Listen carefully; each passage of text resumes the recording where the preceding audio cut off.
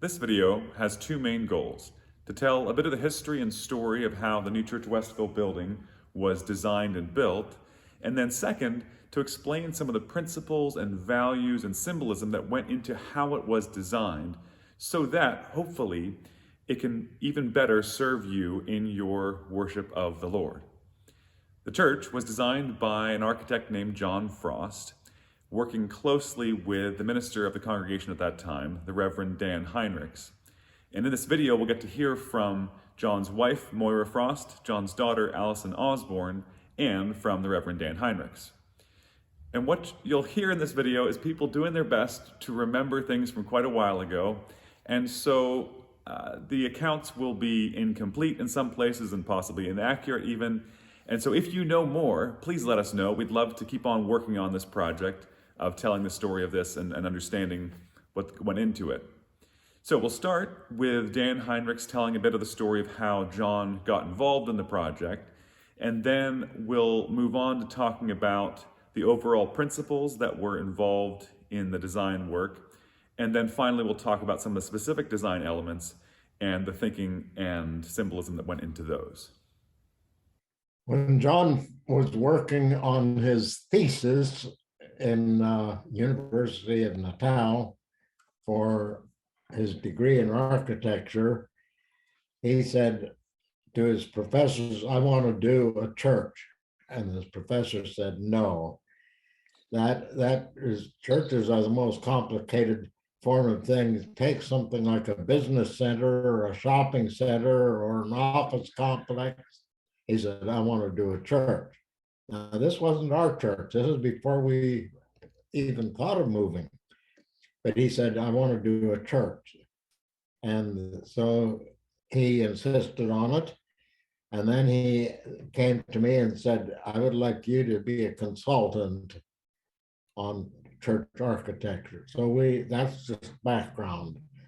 So working with him on his thesis, he went meticulously through the uses of a church and what takes place here and what takes place there and what should be there and so on and so forth. So we worked on it. Then he went to England and got a master's degree. Then he returned after that with his wife, and we had decided to move the church. And so we'd already worked together on a church. Now he said, "Let's do it again for the new church." You know, it's hard for me to remember. I was very involved with 4 children and pregnant at the time, and very hard for me to remember those details. But I think he must have been very excited. And he put his heart and soul into this building. I mean, many nights sat up in his office at home, probably, and thinking about it an awful lot. I think it consumed a lot of his time, and he just loved it. I think it's something that he's always wanted to do. So what a lovely opportunity. I think that the society were not an easy one to convince not to have a different building. But I think it went very smoothly. I think John had to be very careful. I think Danny Heinrichs was very instrumental in that communication and collaboration together with this. John was, as it were, a new fledged architect, and members of the church, a lot of them thought we ought to get an experienced firm with a reputation. and I didn't think so, and John didn't think so. So I suggested that to John. I said, "How about I will give up, I can't remember those 5 or 7 doctrinal classes, and you give presentation to the society during that period on church architecture and what constitutes good church architecture and what is poor." And the main thing that in my remembrance that he emphasized is that a lot of people go from form, and his thesis was form follows function.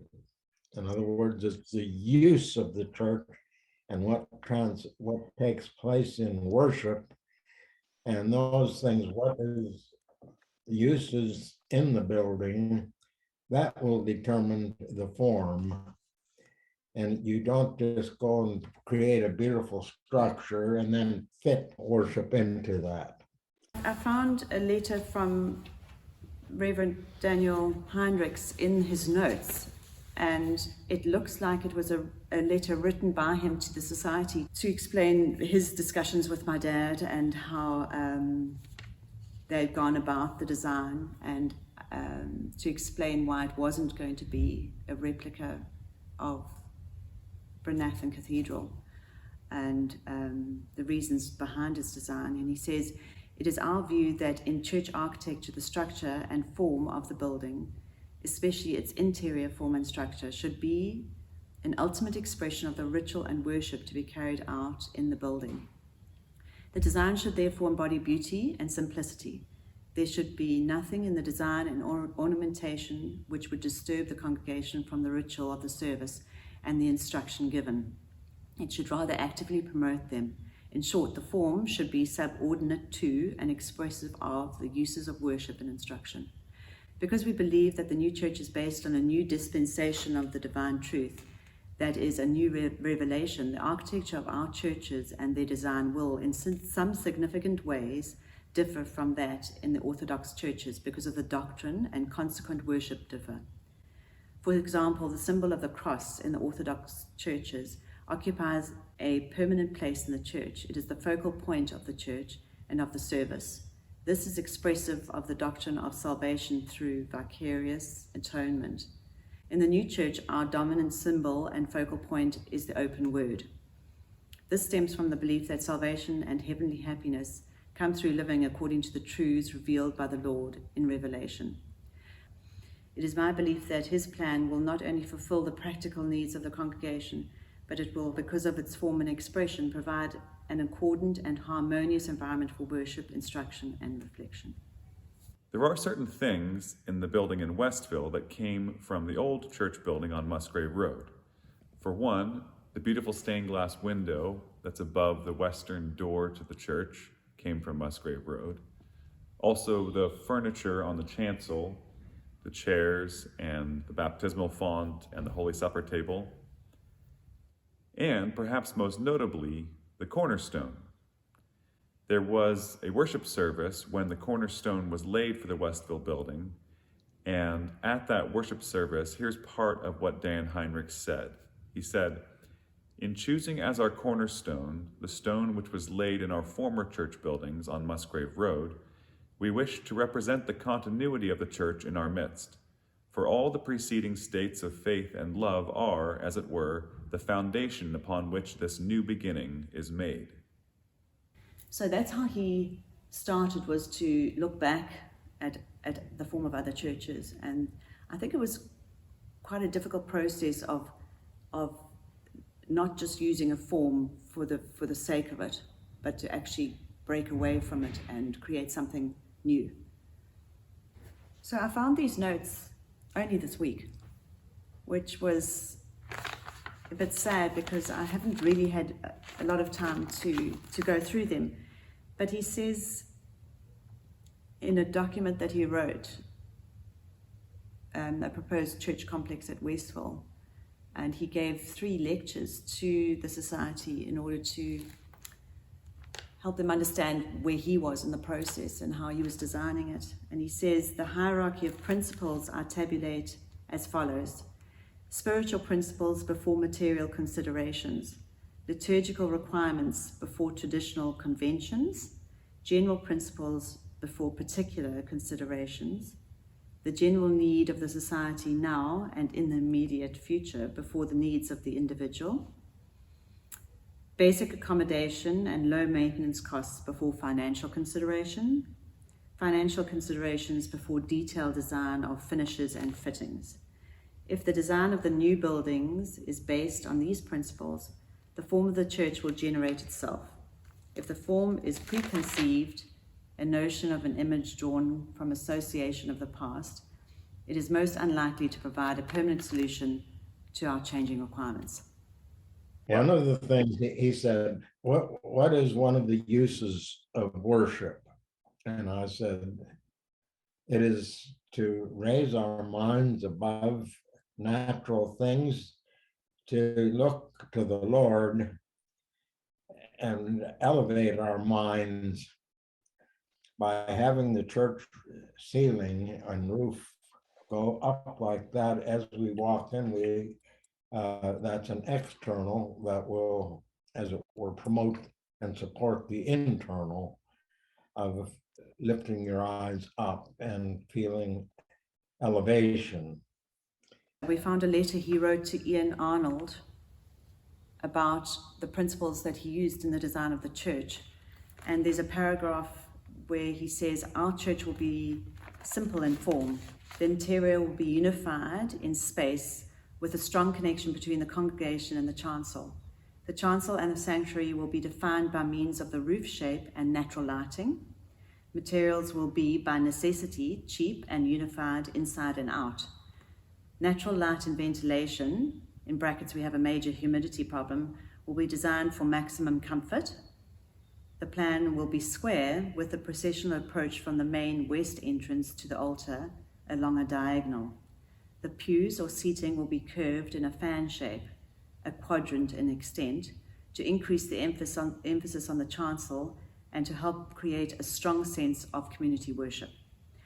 One of the uses of worship that we discussed was to create a sphere of joining together.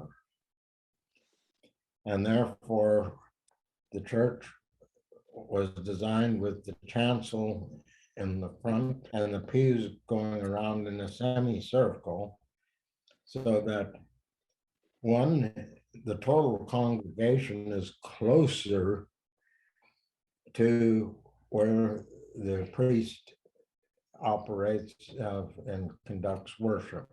The other thing is that it not only brings all the people closer, but it also allows for seeing one another on a much greater basis. Instead of looking at the back of people's heads, you see people's faces as you sit around in the semicircle like that, which was to create more of a sphere of unity and harmony in the church rather than being detached from one another. He talked about the scale of the building being very important. He wanted to do a higher region over the chancel and over the word specifically. And he also talked about the scale of the church being a human scale, so that they didn't feel completely overwhelmed. And the door of the church is a very human scale, and when you walk in, certain aspects are of a human scale, but then he takes the height up at the end. So he did talk about that being very important.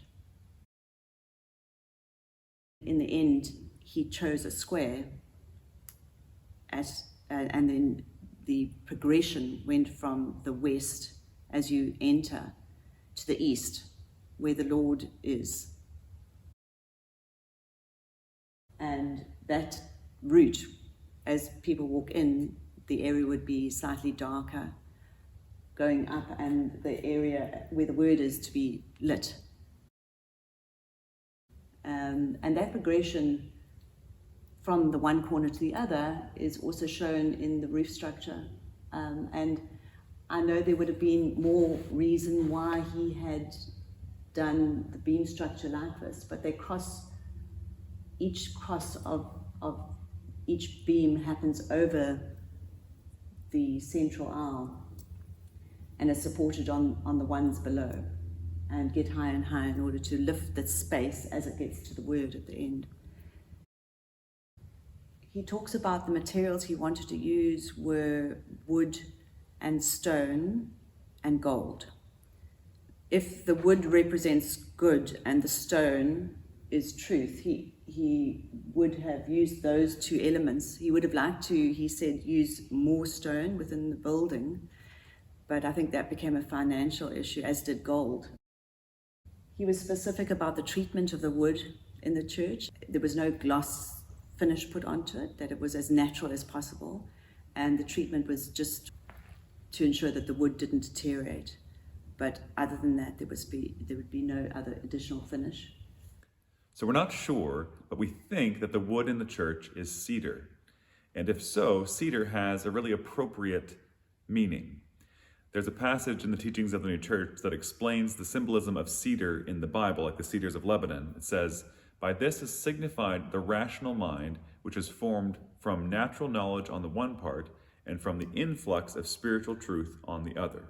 The rational mind being the place where we make sense of stuff coming in from the outside world that we learn, and then the Lord flowing in with sort of spiritual insight.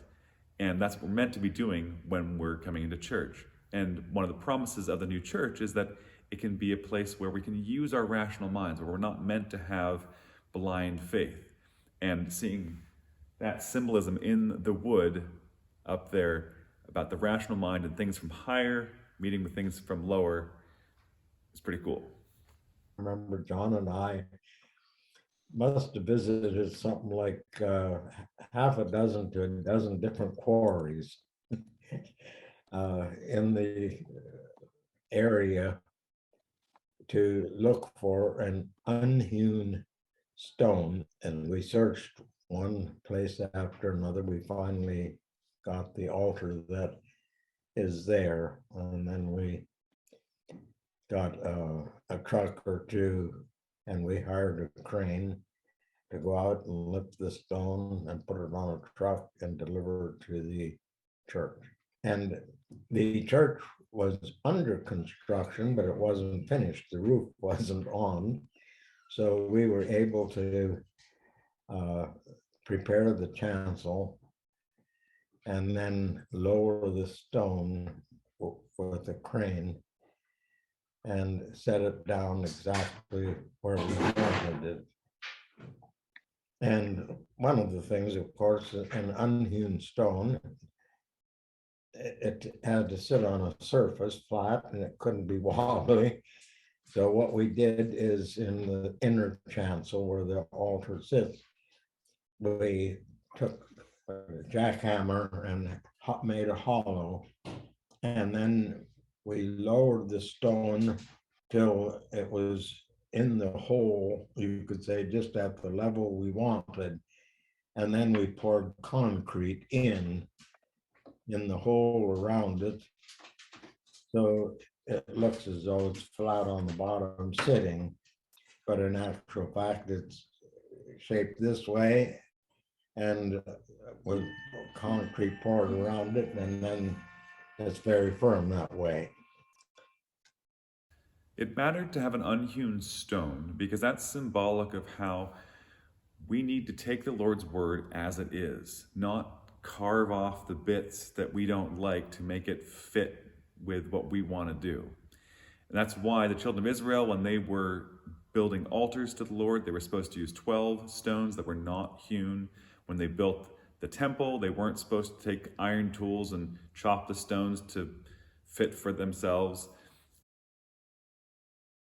He talked about there being 3 levels of the chancel and 7 stairs to the altar. So the 7 stairs representing the 7 days of creation and 7 steps of regeneration. And then the 3 levels of the chancel are representative of 3 degrees of the mind, or 3 heavens. So you've got the top one, which is the sanctuary, which is the celestial Lord's presence. The inner chancel, which is representation of the ministry of worship and blessing. It's representative of the spiritual. And the outer chancel, the natural, for instruction and introduction. He wanted no ritual other than the opening of the word to be in the upper chancel. And then the most important sacraments of Holy Supper and baptism would happen on the inner chancel, and he talks about the Holy Supper happening at the edge of that and the railings, which were representation of open arms or acceptance of the Lord. And then on the third outer chancel is where the lectern and the pulpit was, which would be where instruction happened. And he has, and I remember him talking about the two different sides, so the lectern and the pulpit, and the bricks that come out of those areas, one being internal or punched in, and I think that would represent the internal doctrine and the reading of the word, and then the other side would be the external or the teaching or the message that the minister would have. The lighting of the chancel was also a very important term, and he didn't want direct light that was visible. He wanted reflected light onto that area, and he wanted to make that whole chancel area very light as a focal point. The main thing that you sort of see is a golden light, and that's based on a memorable relation of temples in heaven, that the sanctuary was filled with a golden light. And so we wanted to have sort of a golden effect, focused in the chancel particularly.